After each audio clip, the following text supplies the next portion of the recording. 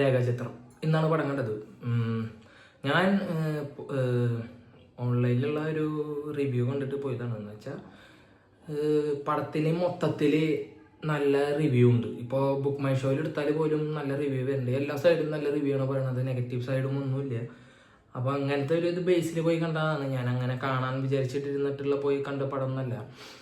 പടത്തിനെ കുറിച്ച് പറയുകയാണെങ്കിൽ first of all huge cast ആണ്. എന്ന് വെച്ച് കഴിഞ്ഞാൽ നമ്മൾ പ്രതീക്ഷിക്കാത്ത കുറച്ച് ആൾക്കാരൊക്കെ ഈ സിനിമയിലുണ്ട്. ട്രെയിലർ കണ്ടു കഴിഞ്ഞാൽ എന്നാലും മനസ്സിലാവും. നമ്മൾ പ്രതീക്ഷിക്കാത്ത കുറച്ച് ചെറിയ സാധനങ്ങളൊക്കെ ഇതിൽ കൊടുത്തിട്ടുണ്ട്. അതൊക്കെ നന്നായി ചെയ്തിട്ടുണ്ട്. AI VFX അങ്ങനെയുള്ളതൊക്കെ അടിപൊളിയായിട്ടുണ്ട്. പിന്നെ അതുപോലെ ആർട്ട് വർക്കൊക്കെ നന്നായിട്ടുണ്ട്. സ്ക്രീൻ പ്ലേ അടിപൊളിയായിട്ടുണ്ട്. സ്ക്രിപ്റ്റ് നല്ല സ്ക്രിപ്റ്റാണ്. പക്ഷേ ഈ പറയാൻ മാത്രം റിവ്യൂ പറയാൻ മാത്രമുള്ള ഗംഭീര പടം എന്നല്ല. എന്നെ സംബന്ധിച്ചിടത്തോളം ഞാൻ പറയണതാണ്. പലർക്കും അങ്ങനെ ആവില്ല. എനിക്കിതൊരു ആവറേജ് പടമായിട്ടാണ് തോന്നിയത്. ഭയങ്കര ഹ്യൂജ് ഹെവി അല്ലെങ്കിൽ ഭയങ്കര റിവ്യൂ പറയാൻ മാത്രമുള്ള ഒരു പടമായിട്ട് എനിക്ക് തോന്നിയിട്ടില്ല. പൊട്ട പടമല്ല, നല്ല മേക്കിംഗ് ഉള്ള നല്ല പടമാണ്.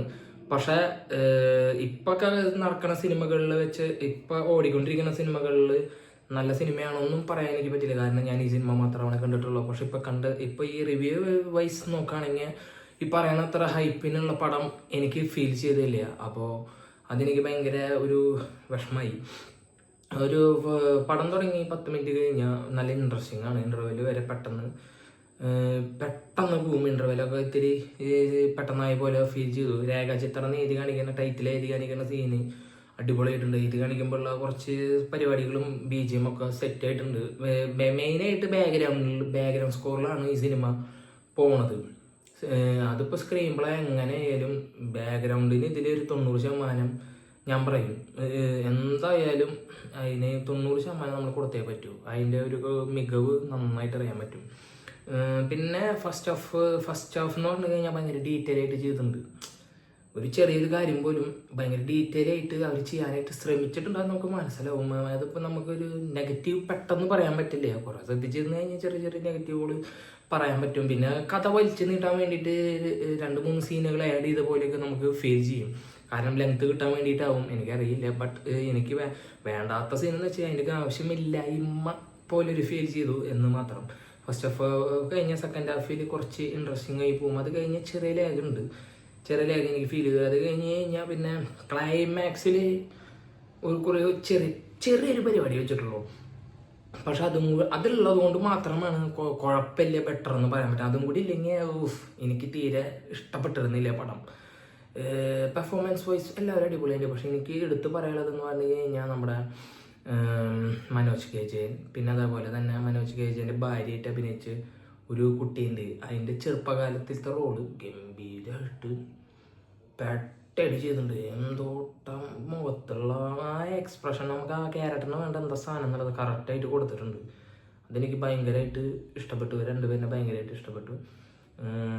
എന്തായാലും ജസ്റ്റ് കണ്ടിരിക്കാൻ ഉള്ള ഒരു പടമാണ്. ഇപ്പോൾ തിയേറ്ററും മസ്റ്റ് വാച്ച് എന്നൊന്നും പറയാനുള്ളതില്ല. OTT വരുമ്പോൾ കാണാനുള്ളതൊക്കെ തന്നെയാണ് ഉള്ളത്.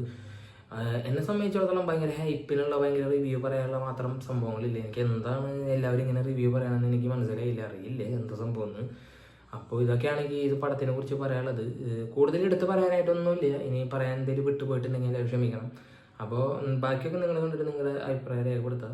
അപ്പോൾ പിന്നെ പറയാൻ വിട്ടുപോയി, അനശ്വരരാജൻ കുഴപ്പമില്ലാണ്ട് ചെയ്തിട്ടുണ്ട്. അനശ്വരരാജൻ്റെ കഥാപാത്രത്തിനുമായിട്ടാണ് പോണത്. എന്താന്ന് വെച്ച് കഴിഞ്ഞാൽ സിനിമയുടെ ഉള്ളിൽ സിനിമ കാണിച്ചിട്ട് ആ സിനിമയിൽ നടന്നു പോകുന്ന ഒരു കഥയാണ് കാണിക്കുന്നത്. രേഖാചിത്രം എന്ന് വെച്ച് കഴിഞ്ഞാൽ രേഖ എന്ന് പറയുന്ന ഒരു പെൺകുട്ടിയുടെ ഒരു ജേണിയാണ് ഈ സിനിമ കാണിക്കുന്നത്. ആ ജേണിയിൽ ഉണ്ടാവുന്ന കാര്യങ്ങളാണ് കാണിക്കുന്നത്. അതെങ്ങനെയാണ് കടന്നു പോയിട്ടുള്ളതാണെന്ന് കാണിക്കുന്നത്.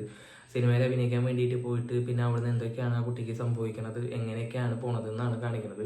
ത്രില്ലർ എന്ന് പറഞ്ഞു കഴിഞ്ഞാൽ ഭയങ്കര ഗംഭീരമായിട്ടുള്ള ത്രില്ലറല്ല, ഭയങ്കര ഇമോഷണലായിട്ട് കണക്റ്റ് ആക്കുന്ന രീതിയിലുള്ള ഒരു തരം ത്രില്ലറാണ്. ഒരു തരത്തിലുള്ള എന്താ പറയുക ടെസ്റ്റുകൾ കാര്യങ്ങളും ഒന്നുമില്ല. ഭയങ്കര ആകാംക്ഷയിലിരിക്കുന്ന കാര്യങ്ങളൊന്നുമില്ല. ഭയങ്കര നോർമലായിട്ട് ഒരു ഫാമിലിക്ക്, കൂടുതൽ ഫാമിലി ഓഡിയൻസിനെ ഫോക്കസ് ചെയ്തിട്ടുള്ള സിനിമയാണ്. അങ്ങനെ അവർക്ക് ഇഷ്ടപ്പെടുന്ന രീതിയിലുള്ള സിനിമയാണ്.